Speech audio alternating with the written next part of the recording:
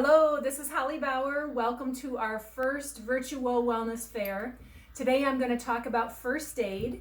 We're going to start with cuts and scrapes and care for cuts and scrapes. The first thing you want to do when you or your child gets a cut or a scrape is to clean it. A lot of times there will be dirt or other debris in the wound, and you want to just use some soap and water and clean that wound.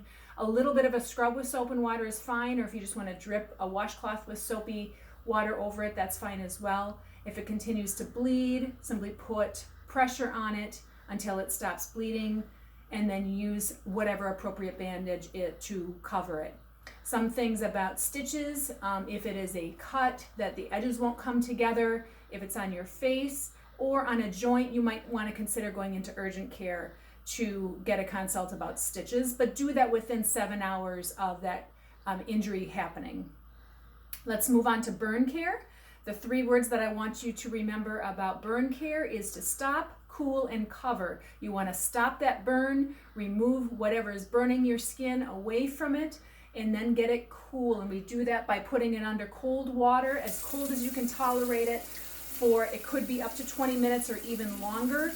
Sometimes you want to just get a tub, a little bin, and continue to submerge that skin until that pain stops or is at least decreased. Don't pop blisters. Watch for infection, swelling, and redness around the area or drainage. Those are some things to seek care for. Lastly, we're going to talk about joint care. If you have an injury to your joint, I want you to remember rest, immobilize, cold, and elevation. Rest the body part, immobilize it so it doesn't move.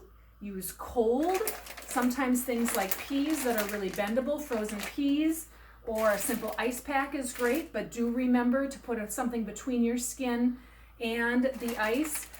Make sure that ice is on for about 20 minutes. That will help that swelling go away.